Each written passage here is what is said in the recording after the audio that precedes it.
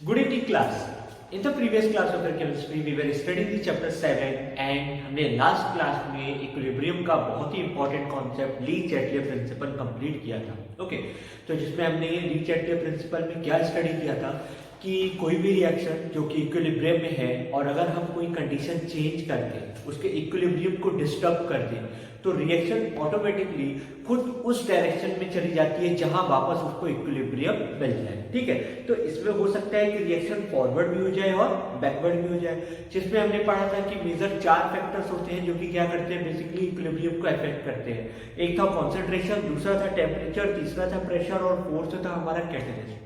तो होप आप लोगों को यहां तक अच्छे से क्लियर हो गया होगा कि हमने क्या क्या अभी तक स्टडी किया हुआ है। हमारे पास जो हमारा नेक्स्ट टॉपिक है जो आपके एनसीईआरटी पे नहीं दिया हुआ है, जिसके बेसिस पे आपके न्यूमेरिकल्स किए हुए हैं, जैसे कुछ न्यूमेरिकल्स में स्टूडेंट्स को डाउट था, तो पहले मैं वो कॉन्सेप्ट आज आप लोगों को बताने जा रहा हूँ, डेट इज डिसोसिएशन।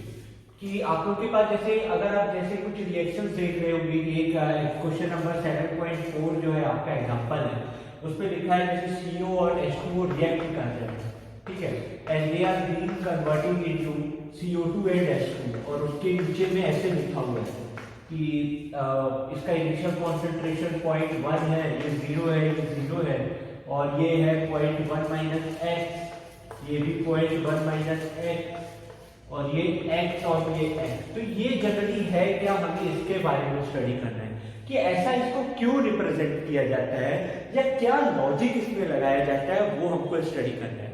तो उससे पहले हमको स्टडी करने के लिए एक चीज पढ़नी है, डिसोसिएशन।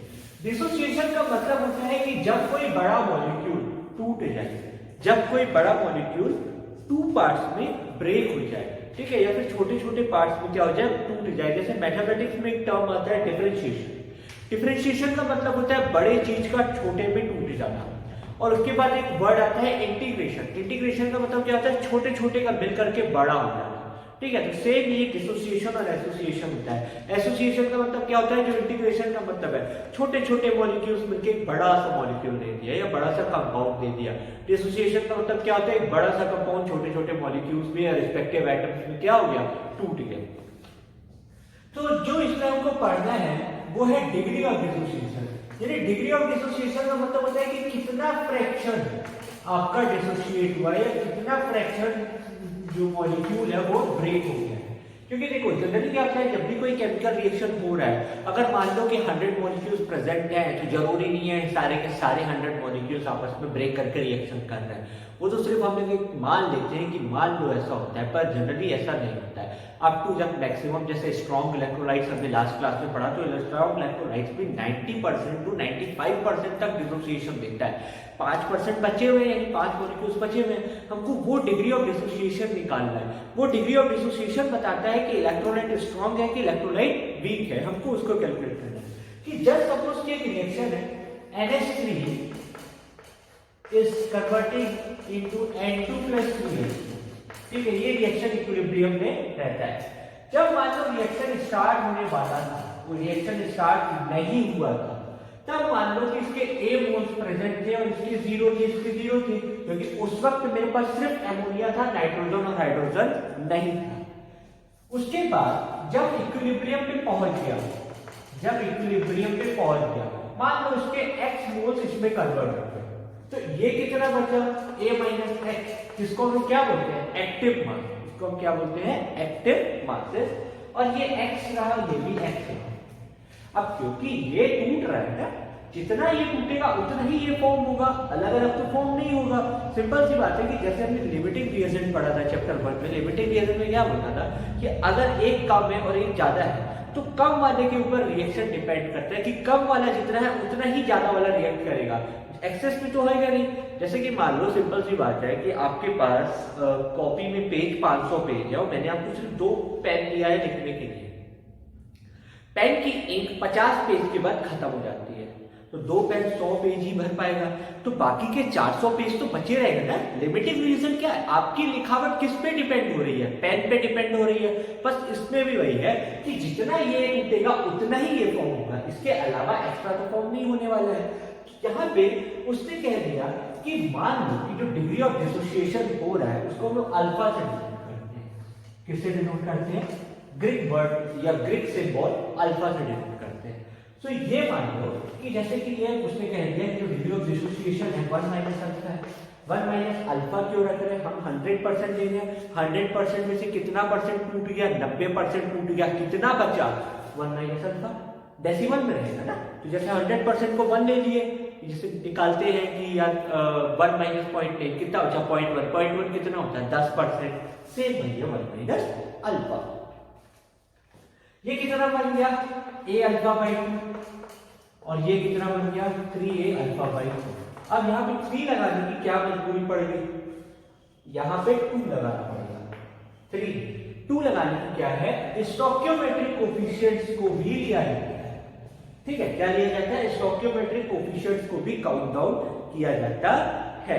ठीक है, तो जैसे कि यहाँ पे अभी 2 नहीं लगा, सिंपल सी बात है, यहाँ पे 1 माइनस अल्फा ले लिया, तो ये अल्फा बाई 2 बन गया। a अल्फा बाई 2 क्यों? क्योंकि इसी का कोई कॉन्सेंट्रेशन निकाल रहा हूँ। 90% बना तो ये कितना था? a मोल। 90% का फिर a मोल निकाल लूंगा, 90% का a मोल निकालूंगा, लेकिन यहाँ 3 है तो 3 रखना पड़ेगा। अब अल्फा बाई 2 क्यों रखा है यहाँ पे? अल्फा बाई 2 क्यों रख दिया? क्योंकि इसके कॉन्सेंट्रेशन से मैंने डिवाइड करा दिया। अगर मैं चाहूँ तो इसको यहाँ मल्टीप्लाई कराऊंगा तो a अल्फा और 3a अल्फा रहेगा। तो 2 से डिवाइड कराने की वजह क्या थी? इसके कॉन्सेंट्रेशन से, यानी इसके स्टोइकियोमेट्रिक कोफिशिएंट से डिवाइड करा दिया गया। ठीक है, तो इसके कितने मोल्स हैं? यहाँ पे अल्फा की जो वैल्यू रहेगी, अल्फा जो है वो 2x है। अल्फा कितना है? 2x जो टूट रहा है। 2x क्यों? क्योंकि ये 2 को कंसीडर करना ही पड़ेगा, 2 के अलावा वो नहीं कर सकते। जैसे कि मैंने कहा कि ये जो 2 यहाँ पे 2 को यहाँ मल्टीप्लाई करा दूंगा तो बात तो वही आ जाएगी। तो यहाँ पे इसको लिख सकता हूँ a माइनस 2x। ठीक है, ये कितना है? x, क्योंकि आप तुम ये लिख सकते हो वेयर अल्फा बाई 2।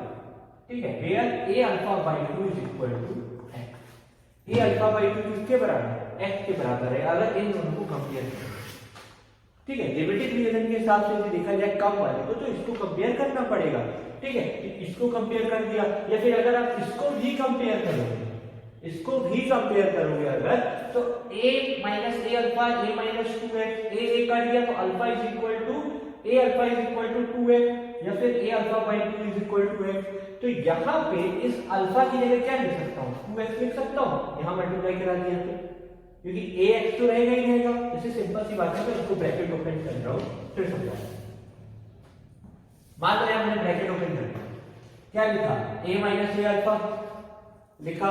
यहाँ पे अगर मैं इसको और इसको कंपेयर करना शुरू कर दूं, ठीक है, जैसे मान लो क्योंकि यहाँ पे ये जगह इसको कंपेयर करूं तो x is equal to a alpha upon 2 हो जाएगा। ठीक है, तो उसी प्रकार यहाँ पे भी उसी को कंपेयर करके मुझे लिखना पड़ेगा। क्लियर है? तो अगर मैं इन दोनों को कंपेयर करने लग जाऊं तो इसकी जगह क्या आ जाएगा? इसकी जगह आ जाएगा a minus 2x। a minus 2x, यहाँ पे क्या आ गया? x, और यहाँ पे 3 है। क्यों? क्योंकि x क्या है? a अल्फा अपॉन 2 के बराबर है। ये वाला x को लिखो, ax is equal to a alpha upon 2। Confusion नहीं होनी चाहिए, याद रखो। ठीक है, तो टोटल ये क्या है? ये मोल्स बता रहा है इक्विलिब्रियम में कितने मोल्स बचे, इक्विलिब्रियम में कितने मोल्स इसके बचे रहेंगे। जैसे कि यहाँ पे एक चीज फिर से देखिएगा, जब इक्विलिब्रियम एस्टेब्लिश हुआ, मान लो x यहाँ पहुंच गया, x यहाँ पहुंचा, ये x अपॉन 2, ये 3x अपॉन 2। ठीक है, x अपॉन 2 3x अपॉन 2 हो जाएगा। 2 अपॉन क्यों ले रहा हूं? इसके कोफिशिएंट से डिवाइड कर रहा हूं। इसके कोफिशिएंट से क्या कर रहा हूं मैं? डिवाइड करवा रहा हूं। कोफिशिएंट से डिवाइड करवाना ही करवाना है स्टोइकियोमेट्रिक से। तो एक बार फिर से सुनो, NH3 N2 और 3H2 में टूटा, A00 initial concentration, final concentration में x मोल इसका यहाँ टूट गया, तो इसके जो कंसंट्रेशन से वो डिवाइड करा दिया और इसके कंसंट्रेशन इसको स्टोइकियोमेट्रिक कोफिशिएंट से मल्टीप्लाई करा दिया। तो फिर मैंने कह दिया कि डिग्री ऑफ डिसोसिएशन निकालना है, अल्फा से डिनोट करते हैं, कितना टूटा? 1 माइनस अल्फा। तो कितना यहाँ हुआ? a alpha upon 2 3a alpha upon 2, same वही जा रहा है। टोटल मोल्स कितने हो जाएंगे? टोटल मोल्स हो जाएंगे, सबको ऐड कर दो। टोटल मोल्स क्या हो गए? सबको ऐड कर दो। तो a minus 2x plus x plus 3 कितना हो गया? a प्लस 2x हो गया। अब इंडिविजुअली अगर मुझे निकालना हो कि मोल फ्रैक्शन ऑफ NH3 कितना है और मोल फ्रैक्शन ऑफ वो कितना है, अब देखो इसका मोल फ्रैक्शन कितना था? a minus 2n। क्लियर? इसका कितना था x और इसका कितना था 3n। तो NH3 का जो मोल फ्रैक्शन निकलेगा, मोल फ्रैक्शन, इसका मोल फ्रैक्शन कितना हो जाएगा, given mole fraction upon total. उसी प्रकार गिवन अपॉन ये x अपॉन 2 3x अपॉन नहीं सॉरी x और 3x ही लेना है क्योंकि यहाँ 2 मल्टीप्लाइड है ना, तो यहाँ 2 से डिवाइड नहीं करना। तो a upon 2a plus 2x और यहाँ पे क्या आ जाएगा 3x अपॉन a प्लस 2। अब जब हम Kp निकालते हैं तो Kp क्या लिखते हैं, pressure of product upon pressure upon reactant. लेकिन जो हमारे पास यहाँ टोटल प्रेशर रहेगा, हमारे पास क्या रहेगा यहाँ पे, तो हमारे पास यहाँ पे टोटल प्रेशर रहेगा। अब डेल्टास लॉ पार्शियल प्रेशर में क्या था कि pressure due to gas A is equal to mole fraction of gas A into total pressure था।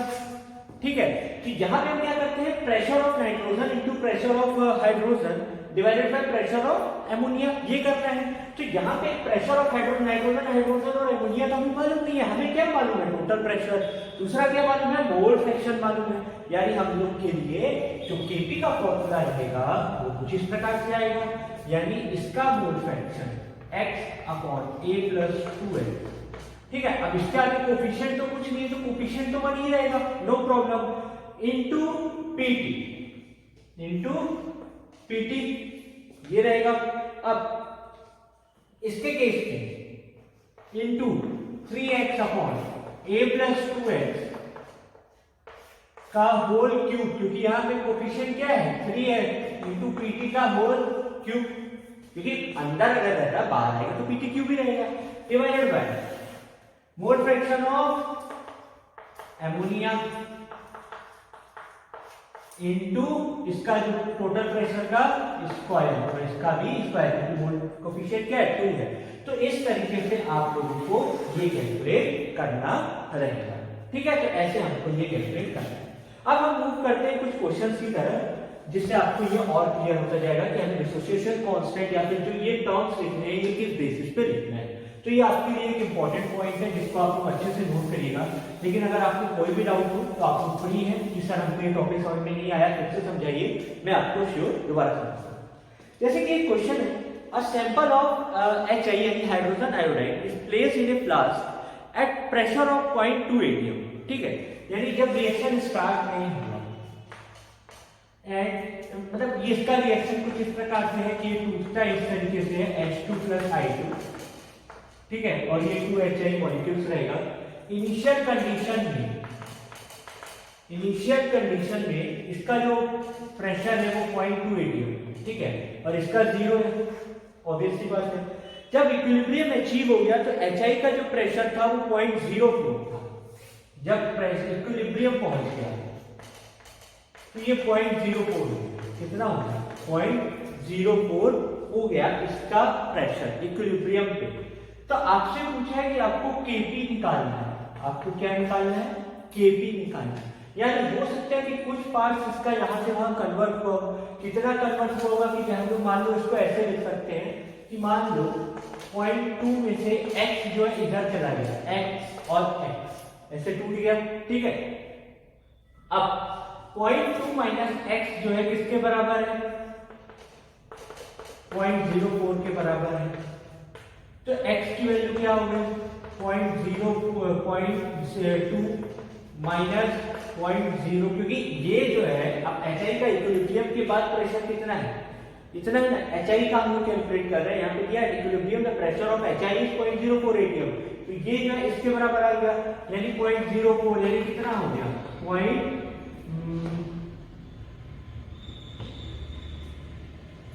0.2 से 0.4 को माइनस करते हैं 6 और 1 यानी 0.16 के बराबर अब ये हो गया। ठीक है, अब हमसे क्या पूछा है, Kp पूछा है, x की वैल्यू कितनी आ गई 0.6 आ गई। ठीक है, अब Kp निकालने का फॉर्मूला क्या है, pressure of hydrogen into pressure of iodine upon pressure of HI reactant upon product upon reactant, क्योंकि x की जो वैल्यू है वही इसकी है। वही इसकी भी वैल्यू है। क्लियर है? तो लेकिन अभी भी यहाँ एक चीज डाउट है। क्या डाउट है? मैंने कहा था ये कोफिशिएंट्स को डिवाइड कराना जरूरी है, विदाउट कोफिशिएंट्स को डिवाइड कराए तो बात बनेगी, यानी x/2 क्योंकि यहाँ तो 2 से डिवाइड कराना भी तो जरूरी है, जैसे मैंने लास्ट क्वेश्चन में कहा। तो यानी ये 0.08 हो जाएगा। इसका प्रेशर कितना है? 0.08। इसका कितना है? 0.08, क्योंकि 0.16 से डिवाइड करा रहा हूँ, यानी 0.08। अब इसके ऊपर पावर आगे 1 है तो कोई प्रॉब्लम नहीं, इसके आगे भी वही है, कोई प्रॉब्लम नहीं। इसका प्रेशर कितना है? 0.04 का स्क्वायर, क्योंकि पावर कितना है? 2 है। तो अब इसको सॉल्व करते हैं। तो 0.08 into 0.08 हो जाता है 64। अगर मैं इसको लिखूं तो 8 into 10 to the power -2, आप लोग के लिए इजी कर रहा हूं। वैसे ये भी कितना हो जाएगा? 8 into 10 to the power -2, और ये कितना हो जाएगा?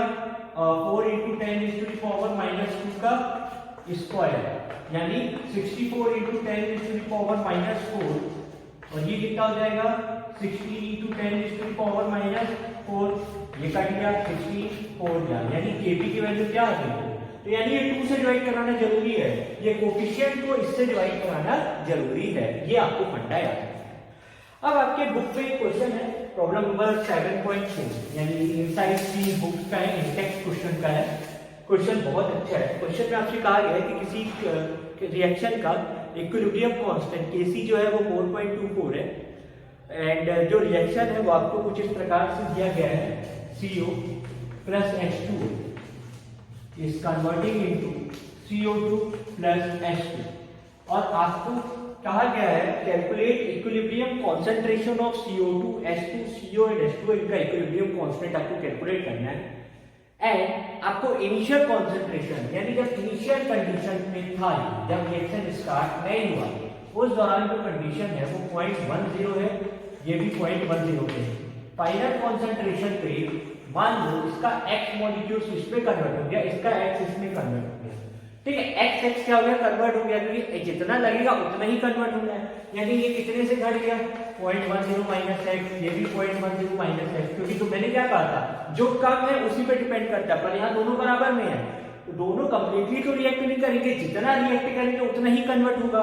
तो मान लो ये x है, ये भी x है, नो डाउट। अब Kc निकालने का फॉर्मूला क्या है? कौन सा? Active mass of CO2, active mass of H2 upon active mass of CO और एक्टिव मास ऑफ H2। सबसे अच्छी बात क्या है यहाँ पे कि हर किसी के आगे पावर क्या है, कॉन्सेंट्रेशन क्या है, स्टोइकियोमेट्रिक कोएफिशिएंट क्या है? 1 है, तो पावर भी क्या रहेगी? 1 रहेगी। CO2 का क्या है? H2 है, x, इसका क्या है? x, इसका क्या है? 0.10 माइनस x, और इसका क्या है? 0.10 माइनस x, और Kc की वैल्यू कितनी है? 4.24, ठीक है। तो जब हम इसको सॉल्व करेंगे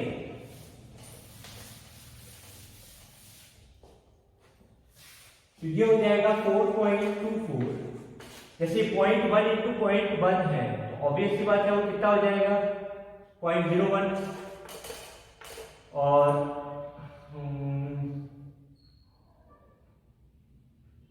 चलिए एक तो प्लस एक्स स्क्वायर रहेगा, नो, ठीक है, और 0.1x 0.1x यानी 0.4x आ जाएगा। 2 इंटू, जैसे फॉर्मूला है ना, ये a माइनस बी का होल स्क्वायर है, तो a का स्क्वायर 2ab, तो 2 into a into B, sorry 2 into a into B, यानी 0.20 है।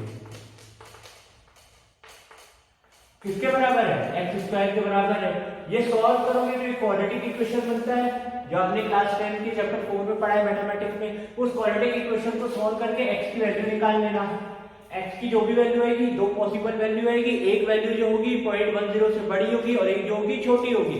छोटी वाली को मानना, बड़ी वाली को तो मान ही नहीं सकती, क्योंकि हमारे पास जब 0.10 कॉन्सेंट्रेशन अवेलेबल है तो उससे ज्यादा बनेगा कैसे? नहीं बनेगा। बस उसको माइनस करके आप लोग इनिशियल कॉन्सेंट्रेशन कैलकुलेट कर लेना। इंपॉर्टेंट क्या है? जो मैंने यहाँ पे लिखा था 0.10 माइनस x, 0.10 माइनस x, ये याद रखना। यहाँ पे क्यों नहीं डिवाइड किया? क्योंकि इसके आगे जो कोएफिशिएंट था वो 1 था, तो 1 से 1 को डिवाइड करोगे तो 1 ही आएगा। तो ये आपके लिए इंपॉर्टेंट है।